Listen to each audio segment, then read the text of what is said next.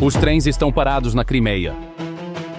Comboios militares não podem passar por Kerch. A ponte não está sendo desmontada, mas as artérias estão subitamente espasmando. Caminhões, vagões e tanques estão sendo retidos. O pânico está em toda parte. As pessoas estão em apuros porque o suprimento de munição para o exército que as protege foi cortado. Explosivos e combustível destinados à Crimeia estão presos em estações no continente russo. Falando russo, as pessoas estão olhando com preocupação porque o próximo alarme pode fechar completamente a ponte de Kerch. E tanto os residentes russos quanto o exército russo na Crimeia estão cientes disso. Então, é necessário destruir uma ponte para tirá-la do jogo? Não é necessariamente preciso destruir uma ponte para tirá-la do jogo.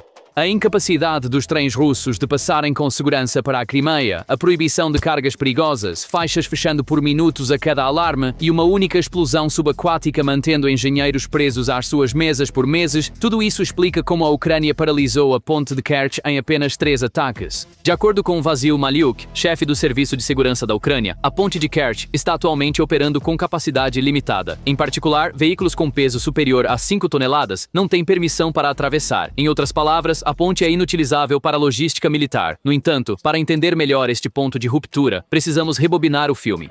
A Ucrânia realizou 3 operações de ataque bem-sucedidas visando a ponte da Crimeia entre 2022 e 2025. Em outubro de 2022, a primeira grande explosão destruiu a plataforma da estrada. 12 caminhões-tanque ao lado da estrada pegaram fogo. O tráfego foi parcialmente restaurado logo depois, mas a ponte entrou em um regime operacional cauteloso pela primeira vez, durante meses. O segundo golpe veio em julho de 2023. O ataque foi realizado a partir do mar pela 13ª Diretoria Principal da Diretoria de Contra-Inteligência Militar do Serviço de Segurança da Ucrânia. Aproximadamente 200 veículos marítimos não tripulados do tipo de superfície foram usados na operação. As seções da estrada foram danificadas novamente e os reparos levaram meses. Os anúncios de reabertura total sempre vinham com uma ressalva: limites de velocidade, restrições de peso e fluxo de tráfego em fases. E em 3 de junho de 2025, um ataque subaquático, desta vez, teve como alvo a estrutura de suporte da ponte. 2 explosões, cada uma equivalente a 100 toneladas de TNT, ocorreram. A confirmação do método subaquático sinalizou uma adaptação técnica continuando a partir dos drones de superfície anteriores. Fontes abertas mostraram que novas rotas foram encontradas, apesar das barreiras de contenção bloquearem os ângulos de aproximação à ponte. Isso indica não a continuidade, mas a incerteza dos ataques que agora infiltraram o plano de defesa. Enquanto o Serviço de Segurança da Ucrânia reivindicou a responsabilidade pelo ataque, a ponte foi fechada e reaberta várias vezes naquele dia. No dia seguinte, as restrições de tráfego foram novamente apertadas. Esses 3 ataques solidificaram uma realidade frágil em vez de causar destruição. Mesmo quando dizemos que estamos abertos, questões de como e em que medida começaram a lançar uma sombra sobre cada comboio. Reparar a ponte é fácil, mas quem garantirá o risco para essa ponte? Mesmo que a ponte pareça estar tecnicamente operacional, outro medidor invisível entrou em jogo no terreno: a confiabilidade. A verdadeira força de uma artéria logística não pode ser reduzida à simplicidade de passou ou não. O trio de passagem previsível, prêmio de risco aceitável e a capacidade de rotas alternativas determina o impacto geral.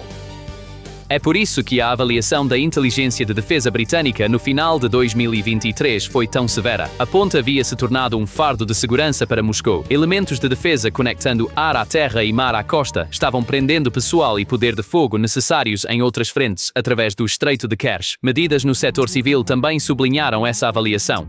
A mudança gradual do tráfego de caminhões pesados e combustível para balsas revelou a fragilidade por trás da narrativa oficial. A palavra aberto é sempre confiável no jargão militar? No terreno, dia após dia, até mesmo hora a hora, os fechamentos de alarme tornaram-se o novo normal. Fechamentos que duram algumas horas afetam mais os nervos dos motoristas do que o concreto da ponte. Quando uma ponte fecha 2 vezes seguidas, o comandante do comboio muda seu plano, não seu cronograma. Neste ponto, a linguagem da engenharia entra em ação. Cada impacto que afeta a estrutura de suporte desencadeia uma reavaliação dos cálculos estáticos e de fadiga. Isso significa inspeções adicionais para cargas pesadas e perigosas, limites de velocidade reduzidos e novas verificações após cada tremor. Não há destruição, mas há uma incerteza que corrói a margem de segurança. Em outras palavras, não é uma parte da ponte que está danificada, mas sim a sua funcionalidade. Um trem militar atravessaria essa ponte sem a assinatura de um engenheiro. Na primavera de 2024, a situação ficou clara. Devido às restrições de carga perigosa, mais de 2.000 vagões-tanque ficaram parados na ferrovia do Cáucaso do Norte por semanas. A solução foi aumentar os embarques de ferry e de petroleiros. A mensagem na mesa era clara: a era do tudo passa pela ponte havia acabado. O chefe do SBU ucraniano, Vassil Maliuk, declarou em março de 2024 que a ponte não estava sendo usada para transportar munições, com o número diário de trens caindo para 4, 5, transportando principalmente passageiros. Durante o mesmo período, a comunidade Ocint Molfar relatou que não observaram nenhum trem de carga transportando equipamento militar em imagens de satélites. Embora algumas dessas alegações tenham sido descartadas como propaganda pela mídia opositora, o comportamento no terreno falava por si só. Então, de onde vem a logística da Rússia? A resposta fica clara ao seguir o mapa ao longo da faixa costeira sul. As linhas que se estendem de Taganrog a Mariupol e de Berdyansk a Melitopol foram rapidamente colocadas em operação ao longo de 2024 a 2025. Em algumas áreas foi realizada uma reconstrução completa, enquanto em outras foram feitas melhorias. No entanto, essas rotas alternativas estão mais próximas e mais expostas ao fogo ucraniano. Em outras palavras, cada ganho é equilibrado por outro risco. A estratégia de reduzir a dependência de Kerch parece inteligente no papel, mas na prática vem com um alto prêmio de seguro. Ao redor do estreito, barreiras de barcaças e booms, dispositivos de cortina de fumaça e linhas de patrulha próximas foram reforçados para combater ameaças de superfície e subaquáticas. Os ataques vieram novamente. Essas defesas tornam mais difícil a aproximação, mas não eliminam o risco. O principal efeito é aumentar o número de guardas no portão e retardar cada passagem. Quando você olha para o lado econômico do mapa, a palavra fechamento, na verdade, significa perda. Quando um comboio espera em Kerch, a linha ferroviária alternativa não é apenas uma linha no mapa, mas uma curva de custo. Combustível, turnos, peças de reposição, camuflagem, escoltas, fadiga. Cada hora passada esperando no cais pelo combustível transferido para balsas e petroleiros se traduz em atrasos em outros lugares na guerra. As vias que abrem e fecham a cada alarme criam uma artéria que parece existir e não existir ao mesmo tempo. Neste ponto, a estratégia se resume a esta questão: é mais barato manter a ponte aberta ou construir uma nova infraestrutura logística sem considerar o custo? Por um momento pisamos na ponte. Concreto, aço e cabos. Mas a guerra não é sobre o material, é sobre o sistema. Quando uma explosão subaquática levanta suspeitas sobre a integridade estrutural, parâmetros como materiais perigosos, velocidade e pressão no eixo são recalibrados no lado ferroviário. Na estrada, caminhões pesados e caminhões-tanque de combustível são restritos a janelas de tempo específicas ou redirecionados completamente para o mar. Uma ponte que parece aberta no papel é rebaixada para o status de variável de alto risco no software de planejamento. Isso não significa que você perdeu a ponte, significa que você perdeu a capacidade previsível. A munição é transportada de acordo com um cronograma ou de acordo com táticas. É precisamente aqui que a retórica política fica para trás. Boletins oficiais rapidamente circulam a frase: o tráfego foi reaberto, enquanto filas de quilômetros no calor do verão são descartadas como atrasos. Na linguagem do comandante no terreno, o quadro é sombrio. Devolva a carga perigosa para a balsa, desvie os trens militares para o corredor terrestre do sul e pare e comece a cada alarme. Isso é o que os britânicos chamam de ônus de segurança. As baterias, radares e equipes implantadas para manter uma ponte aberta significam defesa reduzida em outro ponto crítico. Cada botão que acende na torre de controle significa que outro se apaga em outra frente. Quantas baterias são necessárias para proteger uma ponte? Vamos considerar as primeiras 6 horas de uma crise. Quando o alarme de alta ameaça soa sobre o estreito, o tráfego de veículos pesados e cargas perigosas para imediatamente. Passageiros e veículos leves se movem intermitentemente em um ritmo lento. A cota de emergência dos depósitos internos da Crimeia é ativada. Os terminais de ferry ficam congestionados e o cronograma dos petroleiros é ampliado. Nas horas seguintes, o corredor terrestre do sul aumenta seu papel como substituto, mas essas rotas também significam mais vigilância, mais escoltas e mais tráfego intermitente. Até o marco de 24 horas, o fluxo de munição e combustível para as linhas de frente torna-se imprevisível. O ritmo tático desacelera e a intensidade do fogo muda de planos horários para planos diários. Este cenário não ocorre apenas uma vez, mas repetidamente a cada alarme.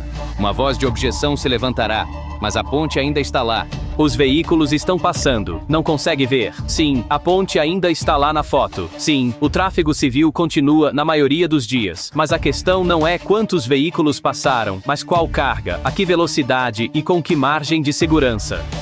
restrições a cargas perigosas, como combustível e munição, a redução de trens militares, a priorização do tráfego voltado para passageiros. Cada uma dessas medidas pode parecer pequena individualmente, mas juntas pintam um quadro maior. A perda funcional ocorreu sem destruição. Esta não é uma estratégia de bater e esquecer, é uma estratégia de bater e desacelerar.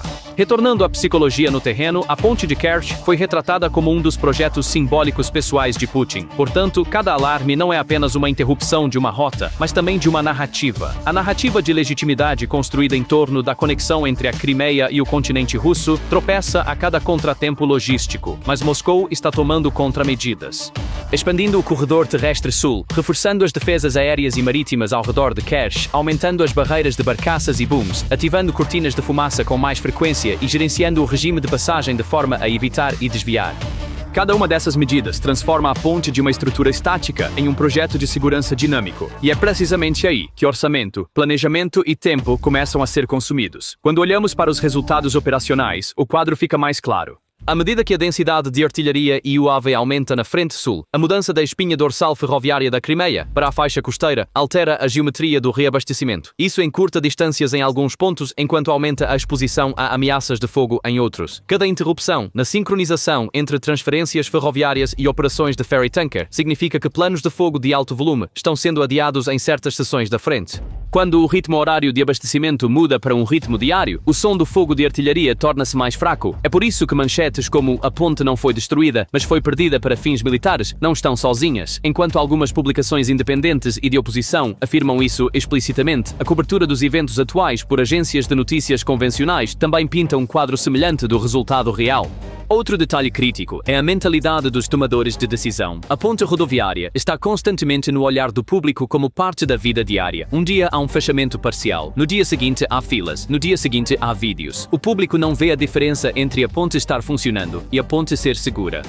Enquanto isso, o planejador logístico aumenta o fator de risco após cada ciclo de alarme. Mesmo que o engenheiro diga "passagem controlada", o soldado exige previsibilidade. Não é a gota que transborda o balde, é o ritmo das gotas. E uma artéria com ritmo interrompido é considerada virtualmente fechada em guerra. Agora, vamos dar um zoom. O destino de Kerch está ligado ao panorama mais amplo de abastecimento do Mar Negro e das raízes de Azov.